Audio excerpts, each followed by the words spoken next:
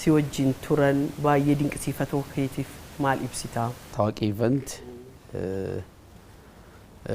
yaada dargaggoo isaanis umuriidhaan dargaggoo anilee dargaggoo waan wal simatuu fi dinqisiifatoota kiyyaaf waan ta'uu fi biyya kiyyaaf immoo gaariidha dagaleedha yaada jedhu akkananii dinqisiifatoota kooti kennuuf naaf feeruun isaanii yaada kanaa qabatanii dhufuun isaanii baay'ee yaada bareedduu ta'e waan argadheef akkuma isaan gaafii na dhiyeessaniin durallee rakkisaan ture sana booda garuu humnumaan dhufanii na argatanii qaamaan gaafa arganii yaada isaanii na ibsan yaadicha irratti waliin galee akkuma na argitan dhufee immoo yaada kiyyas kennuudhaaf eeyyamamaan ta'ee jechuudha. Namni waan dalageen madaalama. Nama jechuun mormaa olii jedha jaarsi tokko walii sokeessa. Kuni bodiin noo jedha. Kan waa hojjetu, kan biyya ijaaree, kan waa diigee, kan waa tolchee addunyaa kan uume sammuu ilma namaa ta'e jedha. So ilmi namaa mormaa oli. Waan sana keessatti qorniin ani gumaache maatiin koo galatoomanii yeroodhaan na barsiifatanii akkan barumsa irraan gorree fedhii muuziqaa fi aartii akka humnaan nan fudhanne baay'uma uleedhaan na tiksanii karaa mana barumsaa na geessanii sun immoo sadarkaan irra jiruu fi tajaajilan uummata kiyyaa kennaa jiru kanaaf baay'ee qooda guddaa naa ta'e muuxannoo jireenya kootii warra na duubaa dhufanii fi warra yaada koo hojii koo dinqisiifataniif hiruudhaaf akka kootti gahaadhallee jedhuu baatu na hafa akka kootti na hafa garuu akka dargaggeessi tokkootti akkuma yaada tawaaqii vante namni dirqama 60moota 70moota 80moota dabarsuun qabu muuxannoo jireenya isaa dinqisiifatu taasii dabarsuudhaaf ummata isa jaallatuuf dabarsuudhaaf yaada jedhu irratti sirrii ta'uu walii gala. Sanaaf immoo dalagaawwan kiyya hin dubbatu jaalala biyyaan qabaa quuqama afaan aadaa eenyummaa saba kiyyaatiif adda dureen kennaa jireenyi kootuu pilaan biidha as keessatti wanti itti success ta'eefis kanumaaf natti fakkaata dargaggeessa wanta yaadee fi wanta godhee milkaa'ee jedhee akka namni na yaadetti akka of yaadetti miti kiyyallee ganaadha wanti sana ga'ee fi sa'a dheeraan kennaaf hojii kiyyaaf wanta hin jaaladhu paashinii kiyyaa paashinii kootiif sa'a dheeraan kennaa. Yeroo baay'ee walaloo yeedaloo baay'ee barreessita. Yeedaloo fi yeedaloo kana barreessuu namoota hedduu gargaaruu irrattis argamta. Keessattuu waa'ee ulaa galaana irratti ilaalchisuudhaan weelluu Qamarri Yesuuf wajjin weellistan irratti wanti xiqqoo akkanaan jettuun barbaada. Dinqisiifannaan har'a argadhu jedhee osoo hin taane kan hin dalage seenaa boru dhaloonni dhufu. Maybe Rabbi jedhe argus dandeenya argus dhiisuu dandeenya dhaloonni garuu arga yaada amma biyyattiin keenya akkanatti burqisiifte kana balbala galaana diimaa argachuun diinagdee biyyattii daandiitti gundisan keessaa balballi galaanaa isa tokkoffaadha. Dhaloonni fi namoonni tokko tokko akkasumas siyaasa ilaalcha garaagarummaa ilaalcha siyaasaa keessa jiran yaadicha nama dhuunfaan wal qunnamsiisanii jaalachuu jibbuu danda'u angaruu maal biyya kootii gumaachira so biyyi keenya balbala galaana qabaachuun dirqama sanaaf immoo yaadni amma biyyattiin kaaftee itti deemaa jirtu sirriidha jedhee deeggaruu kootiif ofitti amanamummaa guddaa waan har'a namoonni maybe ittiin tolle ta'uu danda'a waan boru dhaloonni garuu itti gammaduudha sanaan wal qabatee yaanni suni dureessa keenya illee hin jedhuuni sooressa keenya yaadataa Junaddiin tibba Oromoon mormaa fi bushaa biyyattii waldhabni isaanii hammaatee ilmaan Oromoo harcaatu keessatti mee waa'ee tokkummaa hojjedhu naan jedhanii waa'ee tokkummaa Qamari fi dalaginaan jedhanii sanaaf istiidiyoo dhaqee ta'uu dalagnu hiriyaan keenya abin dabbasaa suni nu keessa jira isatu yaada isaa kaase isatu nu qindeessaa ture yaada sana maaliif lama taatanii dalagdanii humni isaa daran nama tokkorra nama lama ta'uun keessan waan hundaan ni caalaa soo maaf waliin hojjettanii nam jedhee yaada nuu kenne no annan saalfadhee ture yerichatti muuziqaa hojjechuuf dhufee weellisaa qamar fakkaatuuf this legend nama guddaa nama genereeshinii lamaa ol quuqama irratti sabboonummaa irratti gorsaa ture ani immoo ijoollee kaleetii in ulfaata jennaanin annuun hangaafa dhedhee gaafatee qamar seeyyamamaa ta'ee hojiin sun akkasitti dalagame dhimma dhageeffatamuu isaatii miti yaada weellisaa Oromoo tokkoo bira jiru ummanni akka beekuudha nuti kan yeroo sana dalagne maal dhimma biyyattiin guddachuu keessatti dhimma biyyattiin balbala galaanaa qabaachuu keessatti adda dureedha nuti yaada jedhu dabarsuuf abbaan fee yaa jaalatu abbaan fee akomatu kan biyya koo naa dursu hin jiru biyya kootiin maalumaa hin dorgomsiisu yaadota nama dhuunfaan sodaadhu waan biyyaa taatu waan dhalootaa taatu fuulduratti illee fufsiisuudhaaf qophiidha akkasittiin sirbi kun dalage. Baay'ee waan gaarii kaastee keessattuu biyyan jaalladha gaafa jettu akka maatiittan yoo san hin beeka jedhee amanaanii akka nama tokkotti maatiin hedduun bakkee jiru. Ati garuu yaa maatii qabda ijoollee qabda biyya jaallattee as jiraatta jedhee amana. Biyya kee Itoophiyaa kan akkamitti ibsita? Gara fuulduraatti maali yaaddaaf biyyattii kanaa? Namni kamiyyuu jiruuf jireenya gaggeessu kana mo'achuudhaaf wal'aansoon jireenyaa yoomumaan dhaabatu sii guutuu baatus wal'aansoo jireenyaa ni qabatta haga biyya lafaa dhufte kanatti sana keessatti biyya duroomte qabaachuu dandeessaa biyya hiyyoomte qabaachuu dandeessaa tokko biyya hiyyoomte duroomsuuf biyya isaa jaallatee biyya isaa keessatti jilbiibbiin deemee maqaa isaanii sii dha'uus baadhuu namoota fakkeenyota baay'ee nu ta'antu jiru tokko immoo laafaas ta'ee haalli jiruuf jireenyaa jechuun du'uurra jedhee biyya ofii gadhiisee biyya guddate keessatti deemee guddachuun ni jiraata. Sana keessatti abbaan biyya kanaa Oromoodha jedhee yaada. Itoophiyaan Oromiyaadha jedhee yaada. Oromiyaan Itoophiyaadha jedhee yaada. Maaliif akkuma sila siin jedhe gumaacha bu'aa sammuuti biyyi. Bu'aa xiinsammuu mormaa oliiti malee qaamaa miti. Yoo qaamaa looniis namnis kara deemaanis abbaan biyyaas keessummaanis inuma keessa deema.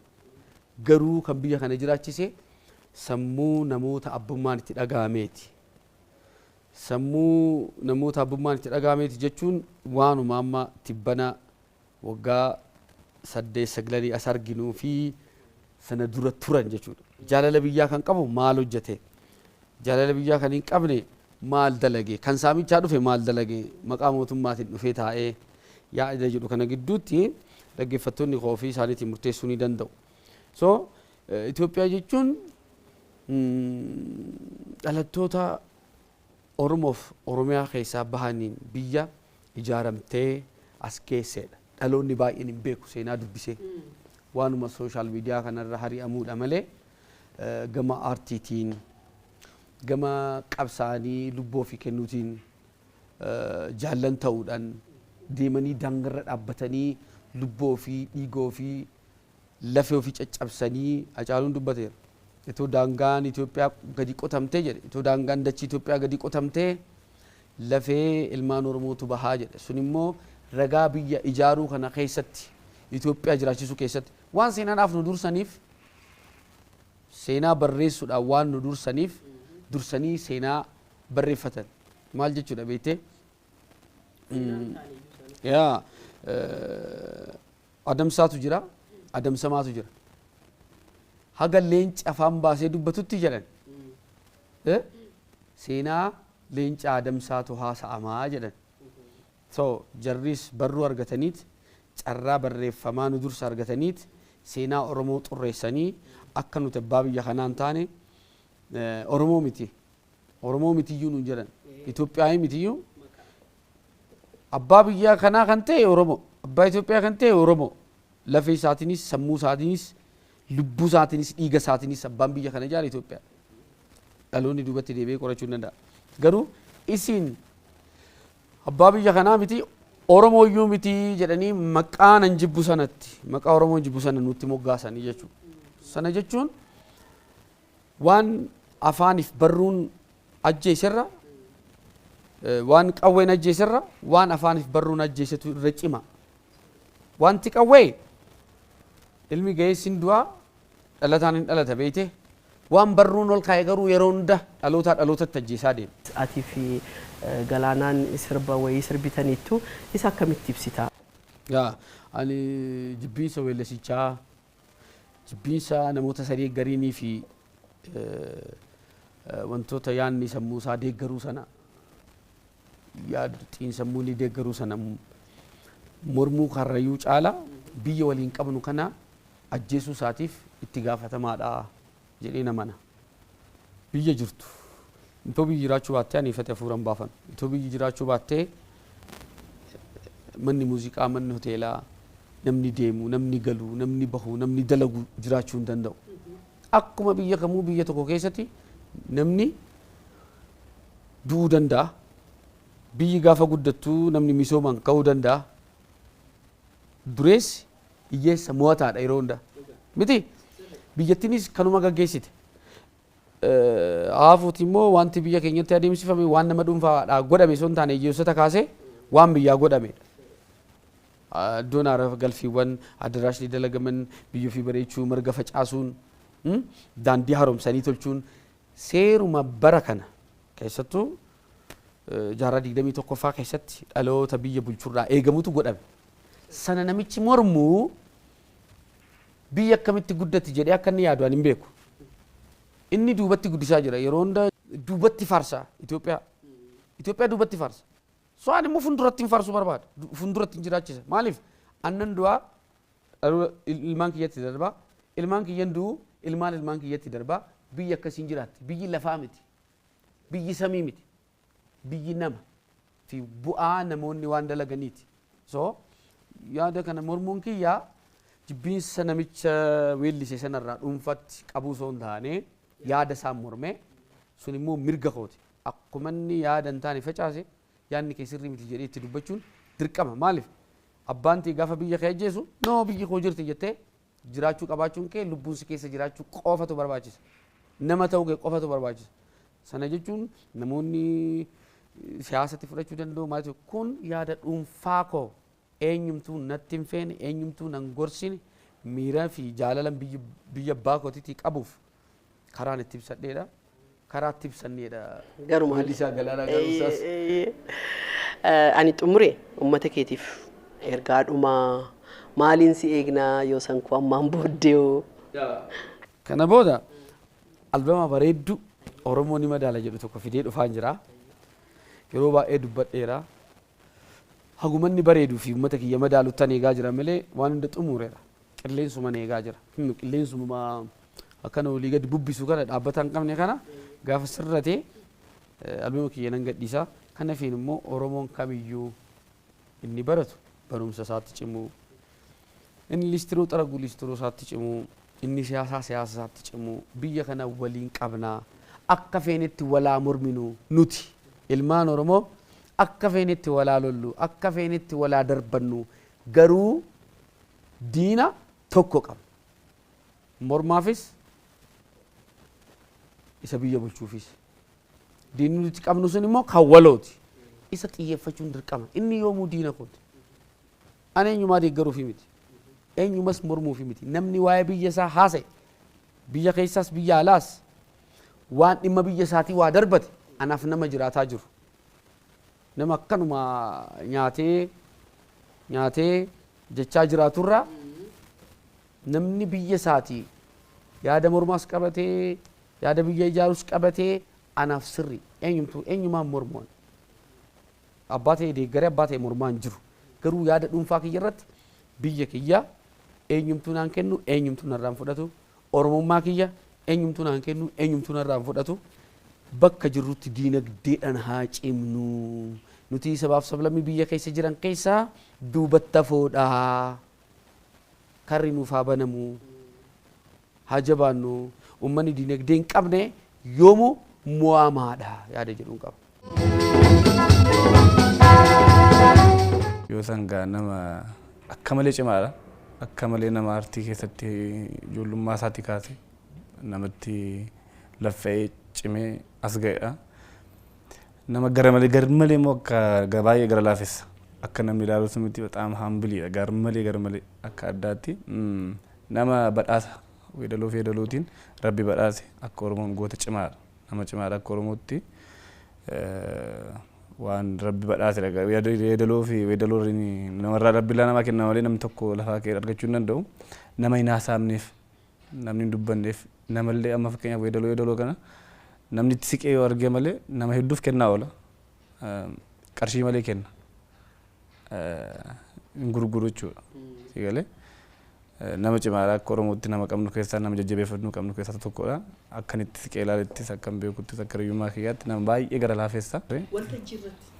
Waltajjii irratti akkuma ati agartu bokkeessa gadi baanaan waltajjii irratti dandeettii waltajjii qaba.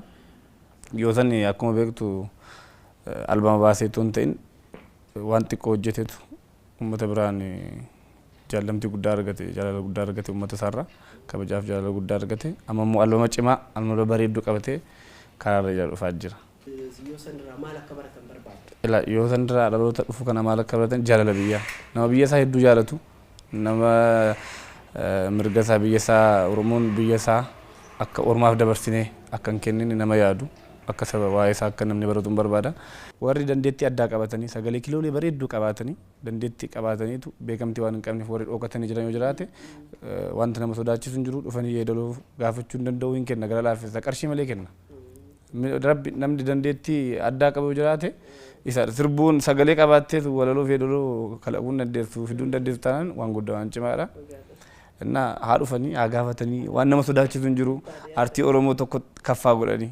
Amma beektaa Andu'aalamis jalqabaa kaasee Andu'aalam Gosaa jalqabaa kaasee isatu gargaaraa ture. ዮሲ በጣም ስራውን የሚያከብር Yoosiin nama hojii isaa baay'ee kabaju itti cichee hojjechuun nama amanu waan eegalee osoo hin xumurre istiidiyoodhaa hin ba'u kuni cimina isaati sa'aa dheeraa fudhatee hojjeta waan hojii isaa miidhagsu hundaa barbaadee hojjeta ogummaa muuziqaan waan guddaa isarraa argeera. ትልቅ ነገር አይቼበታለሁ ሐሳቡ መጀመሪያ ይመጣልታል ከዛ በኋላ ረጅም ሰዓት በመጻፍ ያን isaa jalqabanii dhufaafi san booda yeroo dheeraaf barreessuun waan baay'ee sitti dabaluun yaaluu irratti nama yeroo isaa kennee hojjetu. Ana biraas tiraakota muraasa ni qaba. Muuziqaa baay'ee bareedaa, muuziqaa fooyya'aa fi yeroo wajjin deemu yeroo dhiyootti qabannee dhufna.